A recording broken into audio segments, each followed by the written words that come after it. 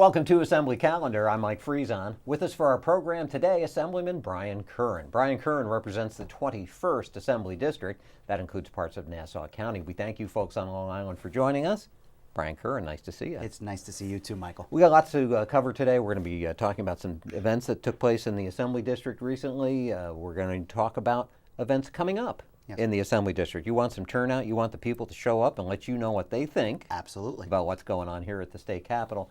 All that and a whole lot more. We're going to start today with a couple of issues that are supremely important to the people that you represent. The first thing is this recent news that United Healthcare doesn't want to cover the cost of prevention of breast cancer. For Long Island, that sounds like a big problem. It's a huge problem, and these are two issues that are particularly important to the women of my district. And Michael, the first issue is United Healthcare, and you know United Healthcare is one of the biggest, largest healthcare providers for insurance in New York State. And my office began receiving phone calls from constituents probably about 2 weeks ago regarding bills that they were receiving from United Healthcare saying that they were no longer covering ultrasounds and sonograms with regards to secondary detection for breast cancer. So the process is usually and has always been that a woman is sent for mammography, has the mammography, but if she has dense tissue in the breast, they're always sent for a secondary detection with regards to either a sonogram or an ultrasound, and the doctor does that routinely. And just real quickly, the numbers, 250,000 new breast cancer cases every single year, 40,000 deaths because of breast cancer every single year. The fail rate with regards to mammographies and its ability to detect breast cancer is 20%. So the importance of these secondary detections are vital to women's health. The United Healthcare to decide not to cover ultrasound and sonograms is unacceptable, completely unacceptable. And we have reached out to the president of United Healthcare, along with every one of my colleagues on both the federal, state, and county level, to try to put pressure onto United Healthcare to provide coverage as essential coverage for these two detections. Have you heard from them as to what their rationale is for not accepting or not covering those costs anymore? We have heard from them, and first what they said was this was a policy that was in effect for the last 2 years, and we have disagreed with them because we were in contact with diagnostic testing centers in my district and outside my district in Nassau and Suffolk, and they have confirmed that in the past 2 years United Healthcare has been paying these secondary costs for sonograms and ultrasounds, but it is this year that they have decided to actually pull the trigger and not pay for them.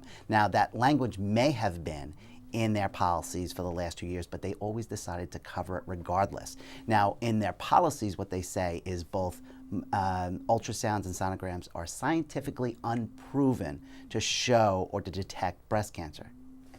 And I disagree with them, right. as well as so many hundreds and thousands of women who have been told that they have breast cancer because of these two tests. Those numbers you cited earlier, those aren't just Long Island numbers, are they? No, those are countrywide. Those national numbers. Those are national numbers. But the percentages on Long Island of women dealing with breast cancer, they skew very high, that proportion. Yes, they are higher than just about all other areas within the country. And Michael, you know, I sit on the insurance company up here in New York State, and I talk to representatives of insurance companies all the time, and I always tell them, hey, listen, you have bad reputations, and part of that bad reputation is because of bad decisions that you make. This is one of the worst decisions that they can make. They're trying to save money, which may possibly cost lives. And I can't stand for that, and I'm not going to let women in my district stand for it as well. So we're trying to encourage United Health to change their policy to cover these two other secondary detections. And if they don't, we're going to put in legislation to try to have both of these covered as law under the essential coverage portion of the healthcare.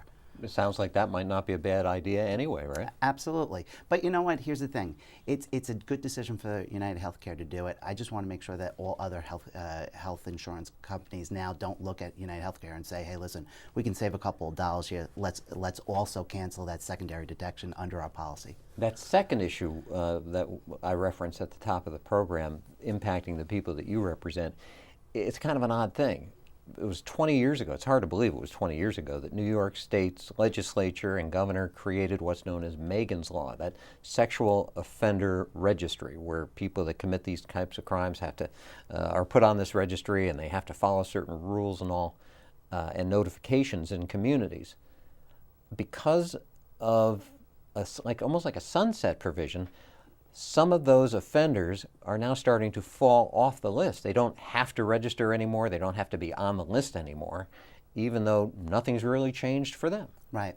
And, Michael, Megan's Law was passed about 20 years ago, and it constructed a system whereby 3 levels of different offenders had to register with regards to their whereabouts, where they reside.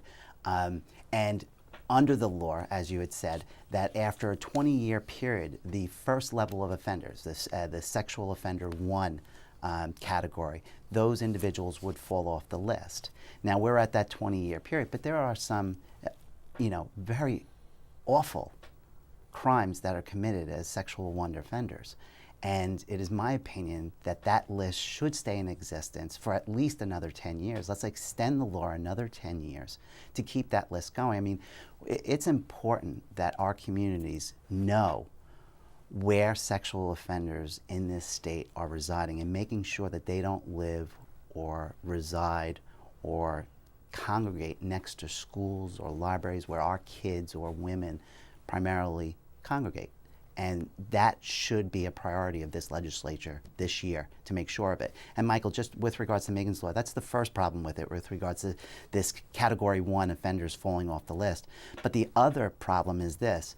There was a recent court decision about a year ago by the State Appeals Court, which actually said that counties could no longer determine the specific makeup of their own Megan's Law. So each county had expanded Megan's Law to fit their own local needs. But it got so unwieldy that there was, you went from county to county and there was different requirements. So the appeals court said that counties, they were so divergent that there was only going to be one law, and that was the state law. And the problem with the state law is the state law only requires the registry of individuals who are on parole and not individuals who are not on parole.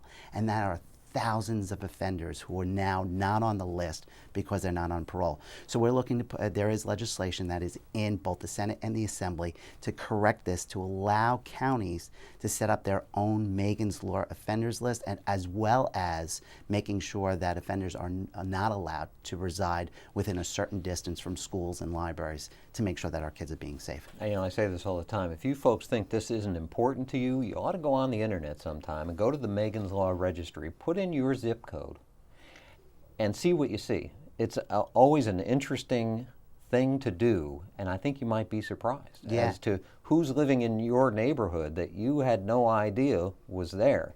It can almost be chilling sometimes to find out that maybe not too many houses away from your own home is somebody there who's got a past that you didn't know about. And Michael, just 2 things on this. You're absolutely right, and this was actually highlighted in Freeport this about 2 months ago, where they had a sex offender who was a level 1 that came off the list and also was residing next to a school because of these inherent 2 problems with the law that we have to fix. So with regards to that, the Megan's Law, please go to my Facebook page. We're going to have a link to the petition for the fixing of Megan's Law. That's going to go directly to your legislator and tell them to get on this bill to fix Megan's Law. And also, with regards to the United Healthcare, I'm just telling all of my constituents, make sure that when you go for your mammography, talk to your doctor, make sure he knows if you have United Healthcare, make sure that you are covered for that secondary device, because doctors don't know what you're covered for. You're going to go, and we have a couple constituents that then later got hit with a $1,600 bill, and they can't afford it. What's your name on Facebook? Where are people going to find you? Assemblyman Brian Curran. Assemblyman Brian Curran. Yes. How about that? Pretty clever. I'm not a good Facebook person. But that's where the petition is. Yes. That is where the petition is. All right. Now, some of those events that we've been talking about happening around the district, we're going to start with a trip to visit the folks with the Central Synagogue of Nassau County. What are we looking at, Brian? You know what? Just recently, this past weekend, Central Synagogue wrapped up its year celebration for its 80th year anniversary. And Roppel Center is a great place to live and to raise a family. And the Central Synagogue for the past 80 years have been such a big part of the Roppel Center community. And their big reason is why Roppel Center is such a great place to live. Well, there you go. And we're going to move on. We've got another one to show. This is the Oceanside Fire Company. Yes, and congratulations to Chief Kevin Klein, who is that night was installed as the Oceanside Fire Department chief. And we wish him luck, as well as making sure that all of the members of the Oceanside Fire Department are safe this coming year. And thank them for everything that they do to keep the Oceanside people safe. Now, the great thing about a program like this is that it's your opportunity to let the folks back home know your opinions on the issues that are impacting them. As we talked about Megan's Law, as we talked about United Healthcare. We spent our last program talking about the state budget and all that comes with that, the negotiations, the relationship with the governor, the legislature, all those things. Well, Brian Curran is going to be taking this act on the road. Yes, we are. And holding a series of mobile office hours.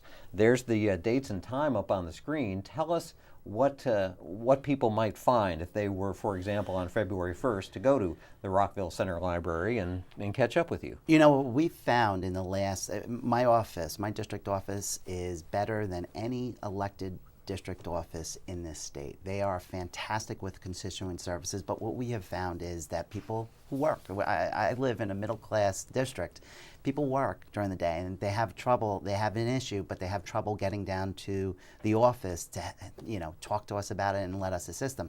So what I decided to do is have mobile office hours at different areas within the district every single week. So that if anybody has a problem and they can't get to the office during the day, they can come to that district office, they can come talk to us, and whatever the problem is, we'll help you with it. So Rockville Center, East Rockaway, Lynbrook, West Hempstead, the evening hours, and people there from your staff will be there. And Absolutely. You never know what comes up at one of these things. You might be talking about a pothole out in front of somebody's house. You just don't know. And that's awesome. And that's great. And that's what we're there for. I've always told everybody that's our job. I don't care what level of government you have the problem with. Our job is to help you. And if it's easier so that we go out to these libraries at night to help you, that's what we're going to do. All right. One other event we got coming up, and this is kind of a big one. This is a presentation on the state budget, and people can find out what's going on. This is going to be at the Oceanside Library on February 23rd. Yep, this is the third, I think either the third or fourth year that we're doing this. I think it's important to inform the people back at the district exactly what is in the governor's budget, what at that point in time may be in the Assembly One House budget, and where we're going with regards to the overall budget, the final budget, and making sure that people know what the issues are, how the school districts are looking, and get them informed and have them active. So mark that date, and February 23rd. And if you're curious about some of those office hours or that date, and maybe you didn't get it written down, I'd go to the Facebook page. You're going to find it. Maybe you'll find it there, or call the office, and we'll let you know how you can do that. One last thing in our remaining minute. Talking about the people that you represent, you've had the honor to represent someone who your community just lost. That's former New York City police officer Stephen McDonald. Yes, and Michael, you used the perfect word. It was an honor. I got to know Stephen McDonald through when I was mayor of Lynbrook, and as many people know, Stephen's wife, Patty, was the mayor of Malvern and still is. And she is a wonderful person. But to Stephen, as everybody knows, Stephen was a police officer with the NYPD in 1986, was shot in Central Park. And he was an astounding individual in his faith and in his ability to forgive. He forgave the individual who shot him, and he was paralyzed because of that. He went around to schools as normal course to talk to the kids about living life and forgiveness. And I have to tell you, Michael, I know that the people of Malvern missed him.